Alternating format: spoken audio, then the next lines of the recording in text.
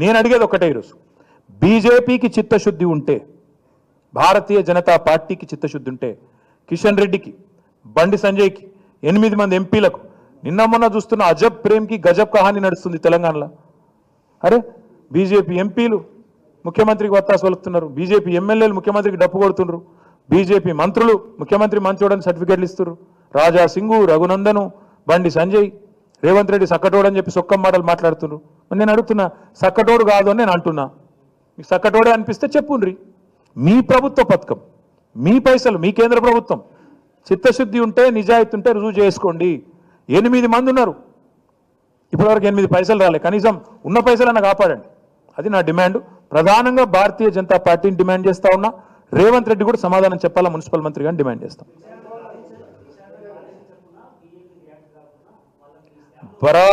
బరాబర్ ఇద్దరు మిలాఖాత్ అయినరని ప్రజలు అనుకుంటారు.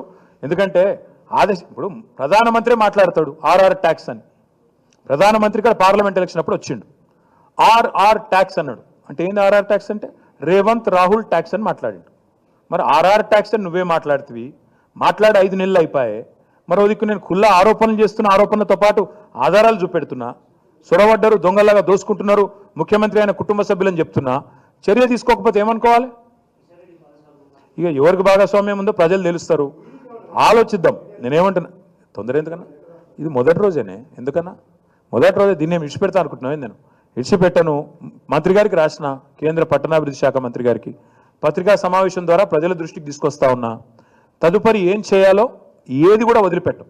ముఖ్యమంత్రి గారు ఆయన పదవి పోతుంది. ఇది బీజేపీ అనుకుంటే, కేంద్ర ప్రభుత్వం అనుకుంటే ముఖ్యమంత్రి పదవి పోతుంది. ఇది మొదటిది కాదు. అశోక్ చవాన్ పదవి పోయింది, యడ్యూరప్ప పదవి పోయింది, శ్రీమతి సోనియా గాంధీ గారు స్వయంగా పదవి దిగిపోవాల్సి వచ్చింది. ఆశ్రిత పక్షపాతం ఈ ముఖ్యమంత్రి చూపెట్టిండని ఆధారాలతో సహా చెప్తుంటే, చూపెడుతుంటే కేంద్ర ప్రభుత్వం కనుక ఇందులో స్పందించకపోతే ముమ్మాటికి ఇద్దరు కలిసి ఉన్నారని ప్రజలు అనుకుంటారు. అదొకటి, అది గుర్తుపెట్టుకోవాలని కోరుతాను. Thank you.